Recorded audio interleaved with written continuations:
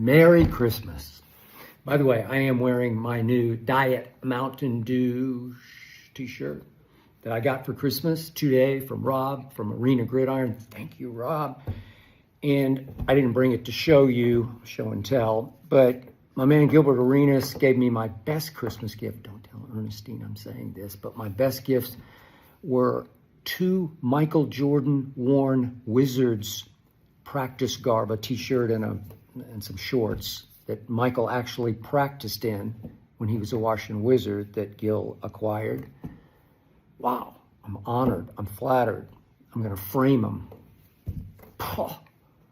Epic, ecstasy. Thank you, Gilbert. Now to my Dallas Cowboys.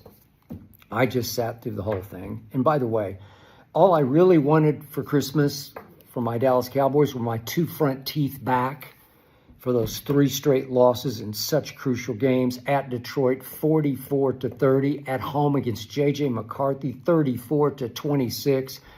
And then home again against Jim Harbaugh's Los Angeles Chargers, 34-17, in which we didn't lay a glove on Justin Herbert, the most sacked quarterback in the league. That's all I really wanted. So today, I got really just a bunch of lumps of coal in my stocking for my Cowboys, because the truth was the greatest gift would be a loss to our arch rival Redskins. Still call them the Redskins, the Commanders. It's been arch rival for years and years, and this year the bottom fell out of both teams, and the Christmas Day matchup that I so looked forward to was a dud. It was a bust.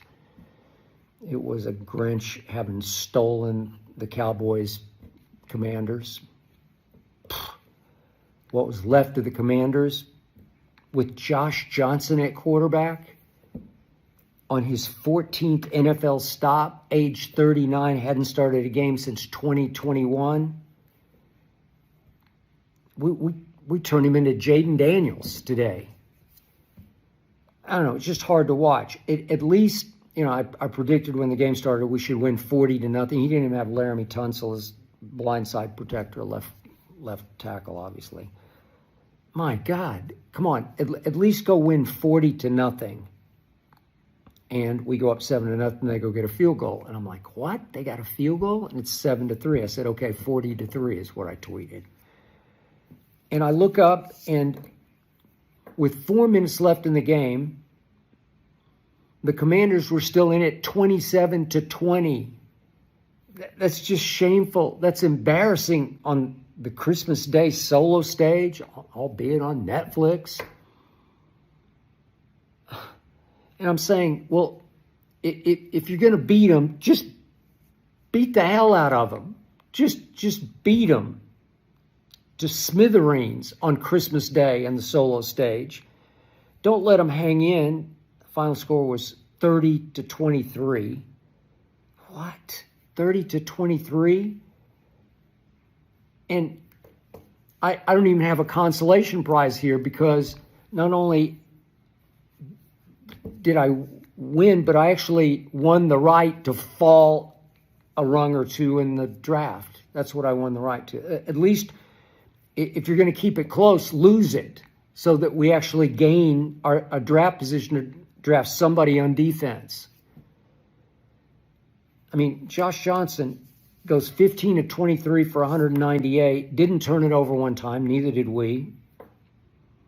But Bill, as they call their running back, busted one for 72, which I could not believe. Our defense, it's just a Christmas Day nightmare is what it is. Debo broke one for 41, ran over Donovan Wilson, knocked his helmet off. I don't know. For Dak, it was like shooting fish in a barrel. Sainer still plays his little ass off, plays hard, but come on. And Dak misfired 18 times, so he was 19 of 37. He was barely over 50% for 307, but 86 went to little Turpentine, broke one for 86 yards. He doesn't catch passes nearly as well as he can catch punts or kickoffs, for that matter. But he caught this one. It was a nice throw. for 86 yards, and there's 7 minutes left in the first half, and we had a chance to make a big statement that we'd have momentum the next year. Because we're up 21-3 at that point, and then it ends 30-23. Do the math. So they outscored us the rest of the way, 20 to, what would that be, 9? It was 21, we got to 30? Yeah, to 9. Brandon Aubrey missed it. For him, a chip shot, 58-yarder that could have broken it open a little bit more, given us a little more breathing room. He's actually in a late-season slump by his standards, which I never thought I would say about Brandon Aubrey. Thought he was going to be the greatest kicker ever. Even that was a disappointment in this incredibly disappointing 7-8-1 year, as we barely beat the 4-12 Washington Commanders today. So what did I see? George Pickens has been a revelation on the field. He caught 4 today for 78. He caught one late that was the game clincher on third down. Way to go, George. 4 for 78. My biggest revelation about him was I knew he was the best deep ball catcher in the league. I did not know he had such great run after catch elusivity and explosion after catches. Extremely athletic. You got to pay him. You got to make him the highest paid receiver in football. If you slap the tag on him, he's going to pout and be a problem. So you probably just pay him and live with the fact that he's going to be late to some meetings. He's going to miss a team bus. And maybe 2 or 3 times a year in games that really matter, like at Detroit, home against Minnesota, he's just not going to show up. As Richard Sherman, my man, said, he's going to be uninterested and disengaged. I don't know why. It's why Mike Tomlin said that's enough. More trouble than worth. It's why we now have George Pickens, and we're going to have to pay George Pickens, because I'm afraid we're just going to have to win with our offense. Eberfraud has to go. But now you have to depend on Jerry and Steven to go hire the right guy. And they've just been hiring wrong guy. Maybe they could get Rex Ryan to come back. He could coach this defense. You know who could also coach? I don't want to lose him from Arena Gridiron, but Aqib Talib could just coach the hell out of this defense. Trust me on that. Fact. But Jerry will go get some retread, ho-hum, yes man, answer man who will answer to Jerry. He never goes out and gets a dominator, a difference maker, a program changer.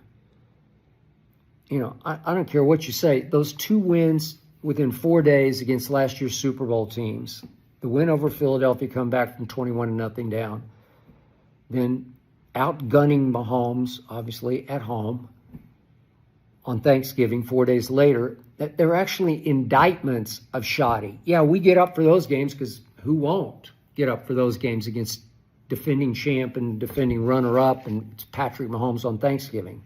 Who won't get up for those games? But you got to get up for the playoff before the playoff game at Detroit. And we just weren't ready to play. Yeah, George Pickens wasn't ready to play. We weren't ready. The average starting position for the Detroit Lions that night was the 41-yard line. We didn't tackle on special teams, on punt coverage, especially on kickoff coverage. We were just a no-show bad football team. That's what we look like, a bad football team. Against Minnesota, we were a bad football team. They came in and just dominated us at the line of scrimmage on defense. Dominated us.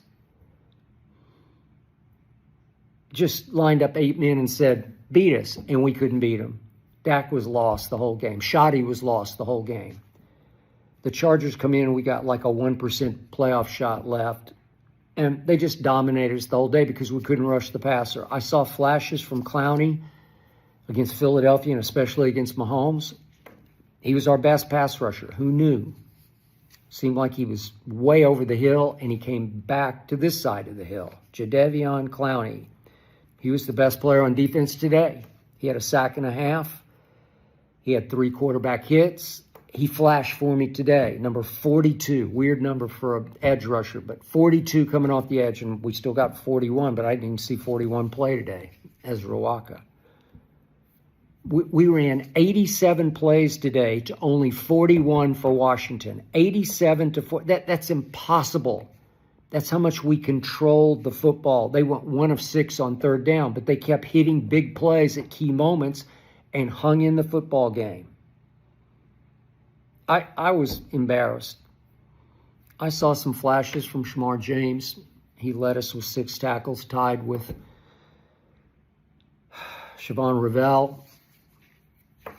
And yet Ravel had 6 tackles, and he missed some tackles. He missed some easy tackles over on the boundary where you got to get the guy out of bounds or on the ground, one way or the other. I saw some flashes, but this defense,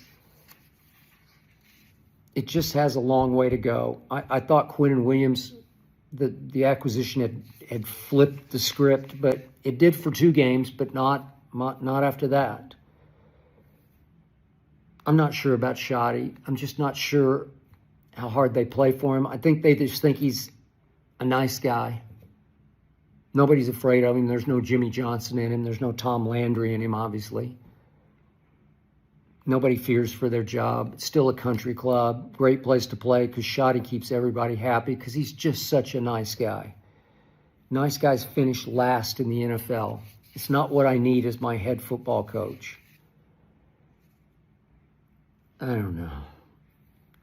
At least we could have lost today, and you could have a little gift of a rung to move up in the draft. I would have liked that. Been madder about getting ready for next year. I don't want any false hope, false bravado, false momentum going into next year.